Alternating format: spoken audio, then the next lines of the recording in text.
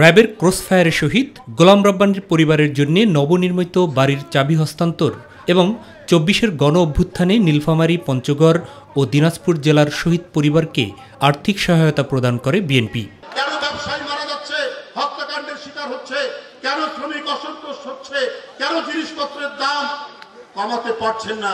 নীলফামারীর সুবাসরি দাখিল মাদ্রাসা প্রাঙ্গণে আয়োজিত অনুষ্ঠানে লন্ডন থেকে ভার্চুয়াল মাধ্যমে যুক্ত হয়ে ফ্যাসিবাদ বিরোধী আন্দোলনে আত্মত্যাগকারীদের স্মরণ করেন তারেক রহমান।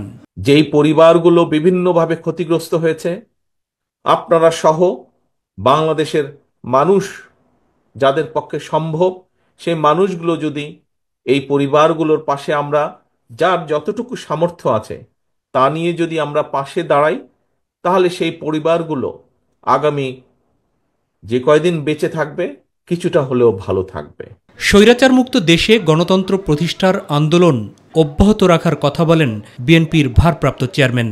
আসুন আজকে আমাদের এই অনুষ্ঠানের শপথ হোক, গোলাম রাব্বানী সহ হাজারো গোলাম রাব্বানী যেই মানুষের অধিকার প্রতিষ্ঠিত করার জন্য নিজের জীবনকে উৎসর্গ করেছে, ইনশাল্লাহ আমাদের জীবনের শেষ দিন পর্যন্ত আমাদের চেষ্টা অব্যাহত থাকবে এই দেশে বাংলাদেশের মানুষের অধিকারকে প্রতিষ্ঠিত করার জন্য।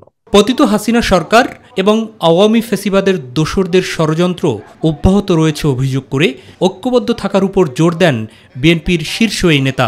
এই দেশের সকল শ্রেণী পেশার মানুষ ঐক্যবদ্ধ হয়ে যেই স্বৈরাচারের বিরুদ্ধে আন্দোলন করেছে, সেই স্বৈরাচার পালিয়ে গিয়েছে।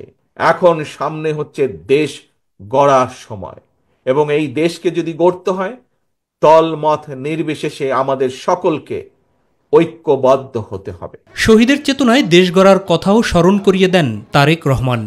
বাংলাদেশকে যদি আগামী দিনে নিয়ে যেতে হয় তাহলে অবশ্যই বাংলাদেশকে গণতান্ত্রিক ব্যবস্থার মধ্যে ফিরিয়ে আনতে হবে।